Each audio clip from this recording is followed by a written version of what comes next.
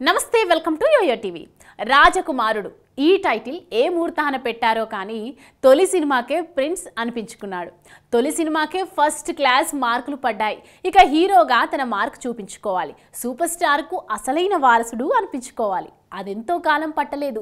ఒక్కడు box office లెక్కలు అవాక్కయ్యేలా చేసింది. కుర్రాడంటే ఇలా ఉండాలి కదా అని ఫ్యామిలీ ఆడియన్స్ చేత, హీరో అంటే ఇలానే ఉంటాడు కదా అని ఇండస్ట్రీ చేత అనిపించింది. ఆ సినిమాతో చిత్రసీమకు మరో స్టార్ ఉద్భవించాడు. మురారి మహేష్ చిలిపిదనాన్ని, అల్లరిని 70mm చూపించింది. మహేష్లో స్టార్ మాత్రమే కాదు, ఓ నటుడు ఉన్నాడన్న నిజం దర్శకులకు తెలిసొచ్చింది. అక్కడి నుంచి మహేష్ వేసిన ప్రతి అడుగు తనని నెంబర్ 1 స్థానం వైపు లాక్కెళ్ళాయి. సాధారణంగా గ్లామర్ అనే పదాన్ని అమ్మాయిలకు అన్వయించుకుంటూ ఉంటారు. కానీ హీరోల్లో అందం గురించి మాట్లాడుకోవాలంటే మహేష్ గురించి ప్రస్తావించక తప్పదు. మహేష్ స్క్రీన్ ప్రెసెన్స్ థియేటర్లో వైబ్రేషన్ తీసుకొస్తుంది. ముఖ్యంగా అమ్మాయిల్లో అతి పెద్ద లేడీ ఫాలోయింగ్ ఉన్న హీరోల జాబితాలో మహేష్ పేరు ముందు వరుసలోనే ఉంటుంది. అష్టాచెమ్మాలో స్వాతిలా మహేష్ మహేష్ అంటూ తన నామాన్నే మంత్రంగా జపిస్తూ ఉంటారు. అమ్మాయిల్లో మహేష్కు ఉండే క్రేజ్ అది. స్టైలిష్గా కనిపించాలన్నా తనే అతడు అందుకో అద్భుతమైన ఉదాహరణ. ఆ సినిమాలో మహేష్ తక్కువే మాట్లాడతాడు, కానీ ఆ మాటలు ఇంపాక్ట్గా ఉంటాయి. తన చూపులు సైతం ఏవో సంకేతాలు పంపిస్తూ ఉంటాయి. ఇదంతా త్రివిక్రమ్ చేసిన మ్యాజిక్ కావచ్చు, కానీ పాత్రలో మాత్రం హీరోని ఊహించడం అసాధ్యం. అతడులో తక్కువ మాట్లాడిన మహేష్ పోకిరి, కలేజాకు వచ్చేసరికి స్క్రిప్టుల్లో ఉన్న డైలాగుల్లో సగం నవిలేశాడు. పోకిరి మాస్ హీరోయిజానికి ఓ భగవద్గీత లాంటిది. మన హీరో పోకిరిలో మహేష్ బాబు లాంటోడు అని హీరోలకు స్క్రిప్ట్ నరేషన్ మొదలుపెట్టిన దర్శకులు ఎంతోమంది.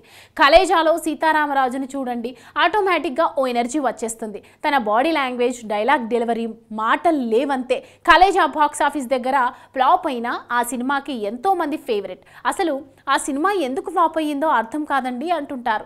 దానికి కారణం మహేష్ చేసిన మాయ. మహేష్ సినిమాలు కొన్ని హిట్లు, ఇంకొన్ని సూపర్ హిట్లు, మరికొన్ని ఊహించని డిజాస్టర్స్ కూడా అయ్యి ఉండొచ్చు. కానీ నటుడిగా, స్టార్గా మాత్రం మహేష్ ఎప్పుడూ ఫెయిల్ కాలేదు. వివాదాల విషయంలో మహేష్ ఏనాడు తలదూర్చడు. అనవసరమైన పబ్లిసిటీ కోరుకోడు. అసలు సోషల్ మీడియాలో తన గురించి ఏమనుకుంటున్నారో పట్టించుకోడు. సినిమాలు, ఫ్యామిలీ ఇదే తన జీవితం. అయితే సెట్లో లేదంటే ఇంట్లో రిలాక్స్ అవుతామంటే ఫారిన్ ట్రిప్, అది కూడా కుటుంబంతోనే.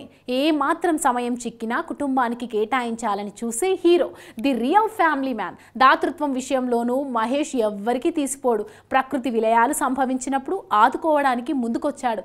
వందల మంది పసివాళ్లకు గుండె చికిత్స చేయించి కాపాడాడు.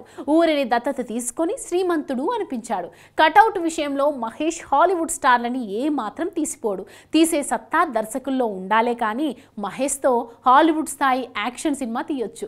బహుశా రాజమౌళి ఇప్పుడు అదే చేస్తున్నాడేమో. అందుకోసమే బాక్స్ ఆఫీస్ కళ్ళు కాయలు కాచేలా ఎదురు చూస్తోంది. వీరిద్దరూ కలిసి ఇండియన్ సినిమా ఇండస్ట్రీ గర్వంగా తలెత్తుకోనని సినిమా చేస్తారన్నది అందరి ఆశ, అభిలాష. ఈ పుట్టినరోజుకు మహేష్ కొత్త సినిమాల సంగతులేవి బయటకు రాకపోవడం అభిమానులకు లోటే. కానీ మహేష్ పాత సినిమాలతో దాన్ని తీర్చుకోవచ్చు.